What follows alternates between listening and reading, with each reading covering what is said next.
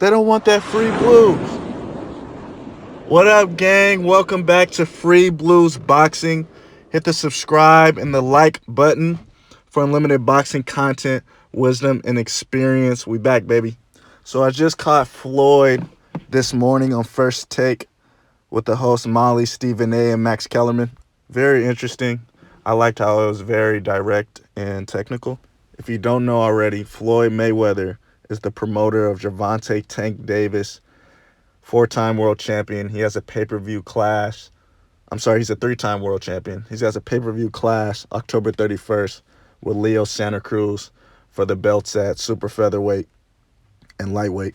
Off the bat, Molly asked Floyd, why is this pay-per-view bout a must-watch? And Floyd said basically that Leo is coming up from three weight classes down, to face Gervonta Davis. He compared Leo to himself, actually. He compared Leo to himself and like a Sugar Ray Leonard. They were successful in moving up in weight class. By saying this, Floyd is just trying to be a generous promoter.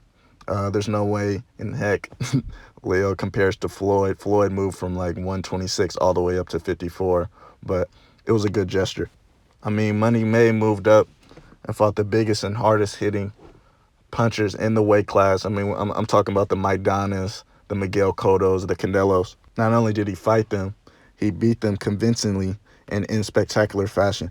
Don't get me wrong, Leo Santa Cruz is all-world talent, but he's not the greatest. I don't know if it was just me, but it seems like Floyd got a little bit irritated with Stephen A and Max Kellerman's political questions. I don't know if these news personalities really know how the boxing industry and the promotions and all that works, or they were just trying to dig under Floyd's skin and trying to get a reaction out of him. At the same time, I feel like Floyd should stay composed when he's asked these questions from ESPN. Obviously they favor the Lomachenkos and the Teofimo Lopez, so they're gonna ask some questions that build up a future fight between your fighter Gervonta Tank Davis and their top hat, Teofimo Lopez. I just feel like Floyd needs to just take a breather and just articulate himself better on air instead of just getting a little bit worked up, and really just explain as a promoter why these fights can't happen at this particular moment. And then Floyd just finally just bursted out that basically Bob Arum and all them are greedy, and that's why the fight can't be made right now. And basically, Gervonta Tank Davis will have to be the A side since he is the main pay-per-view attraction. However, he did say if Tank gets past Leo, which we all know he is, he's saying then he could sit down and negotiate maybe a fight with it would have to be a mega fight between Tank and Leo. I'm sorry, Tank and Teofimo Lopez. Funny, I just watched the interview of Teofimo Lopez on who he thinks is gonna win the Gervonta Davis versus Leo Santa Cruz coming up October 31st, and he said, well, obviously he's not too fond of Gervonta Davis in his fight game due to the past sparring that they had when they were like a teenager and the back and forth feuds on social networks and the media trying to build up the fight. That irritates them as well.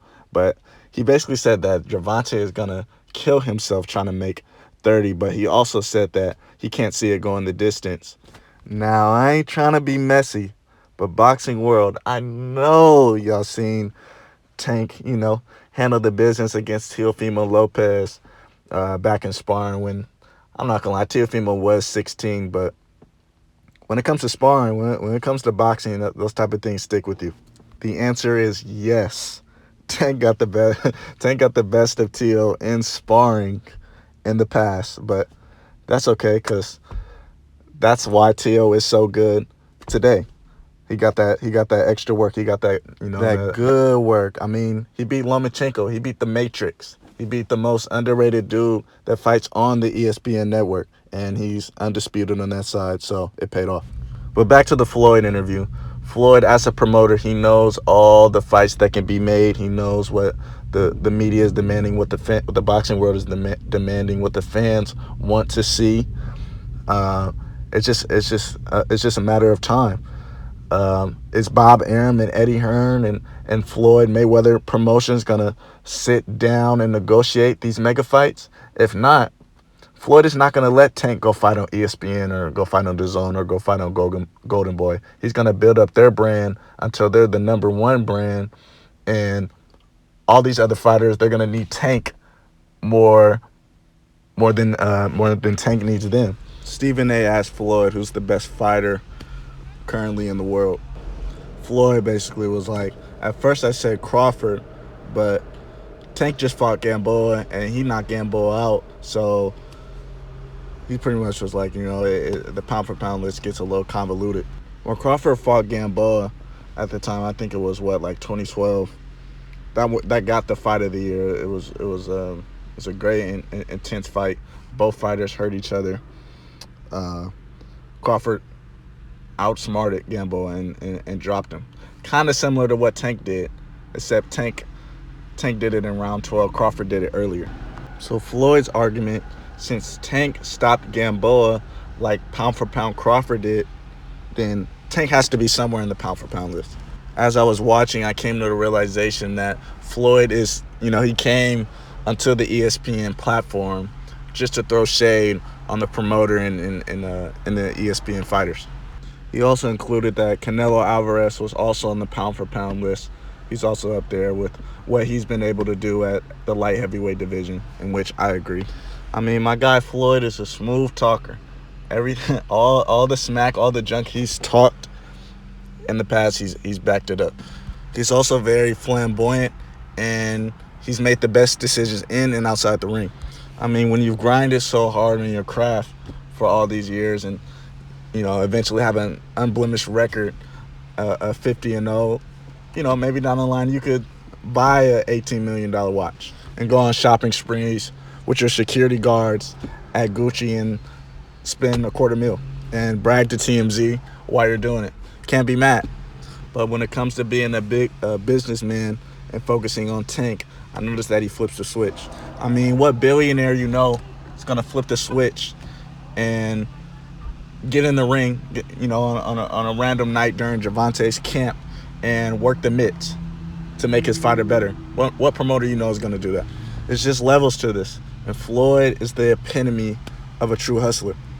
Max Kellerman asked, what connects Tank commercially with the audience? Like, basically, how did you know that he was going to be marketable? And then Floyd was like, his aura, his mean streak, he looks boyish, what I mean? When he steps in the ring, he's a killer. Just like Lil Durk is the voice of rap, Tank is like the athlete for boxing. There's so many kids from the inner city, not just where he's from, coming out of Baltimore, but all across the nation that look up to Tank and want to be the next Tank. And I'm sure there's a lot of fathers and coaches that are trying to breed the new Tanks in the future. Most importantly, he compared Tank to himself. Now, there's a lot of current boxers and up-and-coming boxers that want to be just like Floyd and looking up to him their whole lives. Tank's at an advantage because not only is he getting mentored by Floyd, not only just on the superior boxing skills, but outside of the ring, later in life when it comes to being a businessman after boxing, like what's next. I'm so excited and anxious to see, the future paper fights they have in store for Tank and just how big they can really build their empire. And there it is, gang. Leo Santa Cruz versus Gervonta Tank Davis, October 31st. This is Free Blues Boxing. Hit the subscribe and the like for unlimited boxing content and knowledge. Until next time, peace.